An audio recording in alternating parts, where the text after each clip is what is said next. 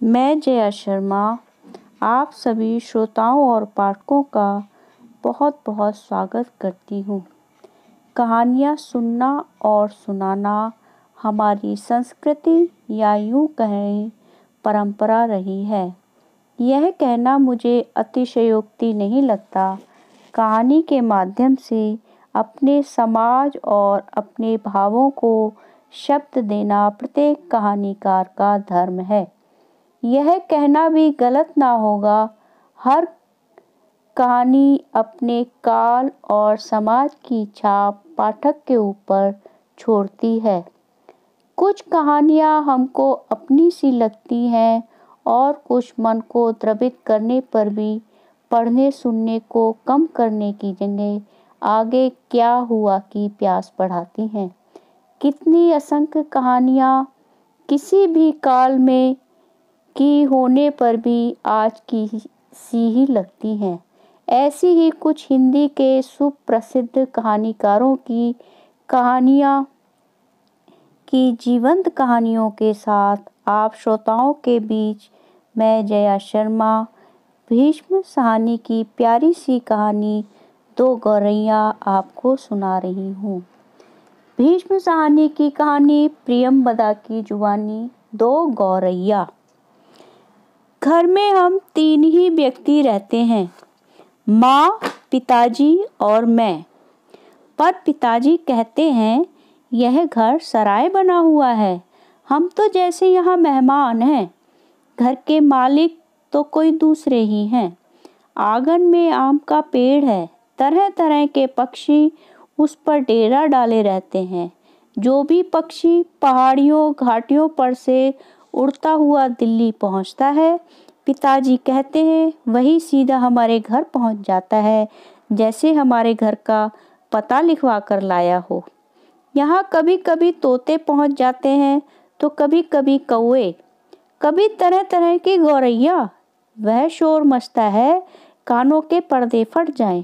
पर लोग कहते हैं पक्षी गा रहे हैं। घर के अंदर भी यही हाल है। बीसियों तो चूहे बसते हैं, रात भर एक कमरे से दूसरे कमरे में भागते फिरते हैं। वह दमा चौकड़ी मचती है कि हम लोग ठीक तरह से सो भी नहीं पाते। बर्तन गिरते हैं, डिब्बे खुलते हैं, प्याले टूटते हैं। एक चूहा अंगीठी के पीछे बैठना पसंद करता है, शायद बूढ़ा है, उसे सर्दी बहुत लगती है। एक दूसरा बाथरूम की टंकी पर चढ़कर बैठना पसंद करता है, उसे शायद गर्मी बहुत लगती है। बिल्ली हमारे घर में रहती तो नहीं, मगर घर उसे भी पसंद है और वह कभी कभी झांक जाती है। मन आया तो अंदर आकर दूध पी गई, ना मन आया तो बाहर से ही फिर आऊंगी कहकर चली जाती है। शाम होते ही दो तीन चमगादड़ कमरों के आर पार पर फैलाए कसरत करने लगते हैं। घर में कबूतर भी हैं। दिन भर गुट्टुर गू का संगीत सुनाई देता रहता है। इतने पर भी बस नहीं, घर में छिपकलियां भी हैं और बर्रे भी हैं। चींटियों की तो जैसे फौज ही छावनी डाले हुए है। अब एक दिन दो गौरैया सीधी अंदर घुस आई और बिना पूछे उड़ उड़ कर मकान देखने लगी। पिताजी कहने लगे कि मकान का निरीक्षण कर रही हैं कि उनके रहने योग्य है या नहीं। कभी वे किसी रोशनदान पर जा बैठती तो कभी खिड़की पर। फिर जैसे आई थी वैसे ही उड़ भी गई।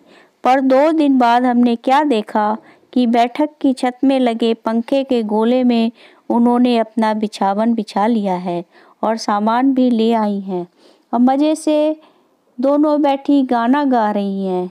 जाहिर है उन्हें घर पसंद आ गया था। माँ और पिताजी दोनों साफ सोफे पर बैठे उनकी ओर देखे जा रहे थे। थोड़ी देर बाद माँ सिर हिलाकर बोली, अब तो ये नहीं उड़ेंगी, पहले इन्हें उड़ा देते तो उड़ जाती। अब तो इन्होंने यहाँ घोंसला बना लिया है।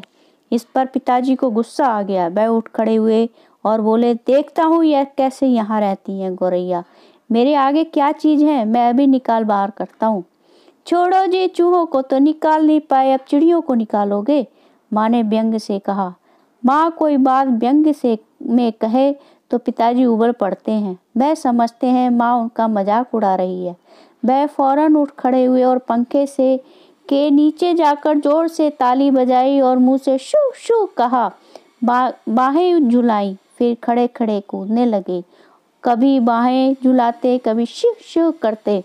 गौरैयों ने घोंसले में से सिर निकालकर नीचे की ओर झांक कर देखा। दोनों एक साथ ची ची करने लगी और माँ खिलखिलाकर हंसने लगी। पिताजी को गुस्सा आ गया। इसमें हंसने की क्या बात है? माँ को ऐसे मौकों पर हमेशा मजाक सूझता है। हंसकर बोली, चिड़िया एक दूसरे से पूछ रही हैं कि ये आदमी कौन है और नाच क्यों रहा है। तब पिताजी को और भी ज्यादा गुस्सा आ गया और वह पहले से भी ज्यादा ऊंचा कूदने लगे। गौरैया घोंसले में से निकलकर दूसरे पंखे के डेने पर जा बैठी। उन्हें पिताजी का नाचना जैसे बहुत पसंद आ रहा था। माँ फिर हंसने लगी। ये निकलेंगी नहीं जी, अब इन्होंने अंडे दे दिए होंगे। निकलेंगी कैसे नहीं, पिताजी बोले और बाहर से लाठी उठा लाए। इसी बीच गौरैया फिर घोंसले में जा बैठी थी। उन्होंने लाठी ऊंची उठाकर पंखे के गोले को ठकोरा। ची ची करती गौरैया उड़कर पर्दे के डंडे पर जा बैठी। इतनी तकलीफ करने की क्या जरूरत थी, पंखा चला देते तो उड़ जाती, माँ ने हंसकर कहा। पिताजी लाठी उठाए पर्दे के डंडे की ओर लपके। एक गौरैया उड़कर किचन के दरवाजे पर जा बैठी। दूसरी सीढ़ियों वाले दरवाजे पर माँ फिर हंसती। तुम तो बड़े समझदार हो जी, सभी दरवाजे खुले हैं और तुम गौरैया को बाहर निकाले हो। एक दरवाजा खुला छोड़ो, बाकी दरवाजे बंद कर दो, तभी ये निकलेंगी। अब पिताजी ने मुझे झिड़क कर कहा, तू खड़ा क्या देख रहा है, जा दोनों दरवाजे बंद कर दे। मैंने भागकर दोनों दरवाजे बंद कर दिए, केवल किचन वाला दरवाजा खुला रहा। पिताजी ने फिर लाठी उठाई और गौरैया पर हमला बोल दिया। एक बार तो झूलती लाठी माँ के सिर पर लगते लगते बची। ची ची करती चिड़िया कभी एक जगह तो कभी दूसरी जगह जा बैठती। आखिर दोनों किचन की ओर खुलने वाले दरवाजे में से बाहर निकल गई। माँ तालियां बजाने लगी। पिताजी ने लाठी दीवार के साथ टिका कर रख दी और छाती फैलाए फर्श कुर्सी पर आ बैठे। आज दरवाजे बंद रखो, उन्होंने हुक्म दिया। एक दिन अंदर नहीं घुस पाएंगी तो घर छोड़ देंगी। तभी पंखे के ऊपर से चींची की आवाज सुनाई पड़ी और माँ खिलखिलाकर हंस दी। मैंने सिर उठाकर ऊपर की ओर देखा। दोनों गौरैया फिर से अपने घोंसले में मौजूद थी। दरवाजे के नीचे से आ गई हैं, माँ बोली। मैंने दरवाजे के नीचे देखा। सचमुच दरवाजों के नीचे थोड़ी थोड़ी जगह खाली थी। पिताजी को फिर गुस्सा आ गया। माँ मदद तो करती नहीं थी, बैठे हंसी जा रही थी। अब तो पिताजी गौरैयों पर पिल पड़े। उन्होंने दरवाजों के नीचे कपड़े ठूंस दिए ताकि कहीं कोई छेद बचा नहीं रह जाए, और फिर लाठी झुलाते हुए उन पर टूट पड़े। चिड़िया ची ची करती फिर बाहर निकल गई, पर थोड़ी देर बाद वे फिर कमरे में मौजूद थी। अब की बार वे रोशनदान में से आ गई थी, जिसका एक शीशा टूटा हुआ था। देखो जी, चिड़ियों को मत निकालो, माँ ने अब की बार गंभीरता से कहा। अब तो इन्होंने अंडे भी दे दिए होंगे, अब ये यहाँ से नहीं जाएंगी। क्या मतलब, मैं कालीन बर्बाद करवा लूं? पिताजी बोले और कुर्सी पर चढ़कर रोशनदान में कपड़ा ठूंस दिया और फिर लाठी झुलाकर एक बार फिर चिड़ियों को खदेड़ दिया। दोनों पिछले आंगन की दीवार पर जा बैठी। इतने में रात हो गई और हम खाना खाकर ऊपर जाकर सो गए। जाने से पहले मैंने आंगन में झांक कर देखा, चिड़िया वहां पर नहीं थी। मैंने समझ लिया उन्हें अक्ल आ गई होगी, अपनी हार मानकर किसी दूसरी जगह चली गई होंगी। दूसरे दिन इतवार था। जब हम लोग नीचे उतर कर आए तो वे फिर से मौजूद थी और मज़े से बैठी मल्हार गा रही थी। पिताजी ने फिर लाठी उठा ली। उस दिन उन्हें गौरैयों को बाहर निकालने में बहुत देर नहीं लगी। अब तो रोज यही कुछ होने लगा। दिन में तो वे बाहर निकाल दी जाती, पर रात के वक्त जब हम सो रहे होते तो न जाने किस रास्ते से वे अंदर घुस आती। पिताजी परेशान हो उठे। आखिर कोई कहाँ तक लाठी झुला सकता है? पिताजी बार बार कहें, मैं हार मानने वाला आदमी नहीं हूँ, पर आखिर वह भी तंग आ गए थे। आखिर जब उनकी सहनशीलता चुक गई तो वे कहने लगे, वह गौरैयों का घोंसला नोच कर निकाल देंगे और वह फौरन ही बाहर से एक स्टूल उठा लाए। घोंसला तोड़ना कठिन काम नहीं था। उन्होंने पंखे के नीचे फर्श पर स्टूल रखा और लाठी लेकर स्टूल पर चढ़ गए। किसी को सचमुच बाहर निकालना हो तो उसका घर तोड़ देना चाहिए, उन्होंने गुस्से से कहा। घोंसले में से उन अनेक तिनके बाहर की ओर लटक रहे थे। गौरैया ने सजावट के लिए मानो झालर टांग रखी हो। पिताजी ने लाठी का सिरा सूखी घास के तिनकों पर जमाया और दाईं ओर को खींचा। 2 तिनके घोंसले में से अलग हो गए और फरफराते हुए नीचे उतरने लगे। चलो, 2 तिनके तो निकल गए, माँ हंसकर बोली। अब बाकी 2000 भी निकल जाएंगे। तभी मैंने बाहर की ओर देखा और मुझे दोनों गौरैया नजर आईं। दोनों चुपचाप दीवार पर बैठी थीं। इस बीच दोनों कुछ कुछ दुबला गई थीं, कुछ कुछ काली पड़ गई थीं। अब वे चहक भी नहीं रही थीं।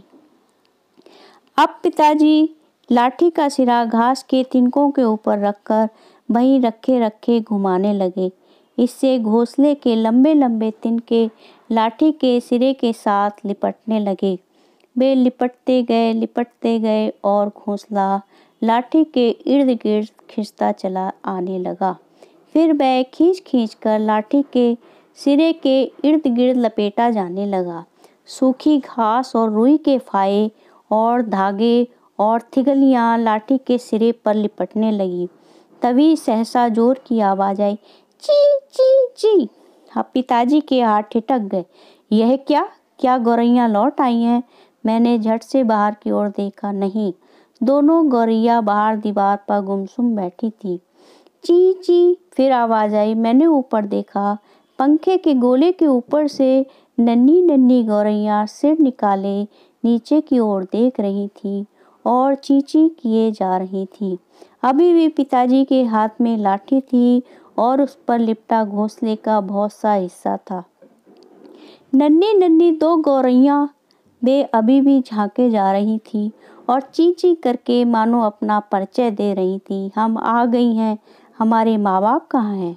मैं अवाक उनकी ओर देखता रहा। फिर मैंने देखा पिताजी स्टूल पर से नीचे उतर आए हैं और घोंसले के तिनकों में से लाठी निकालकर उन्होंने लाठी को एक ओर रख दिया है।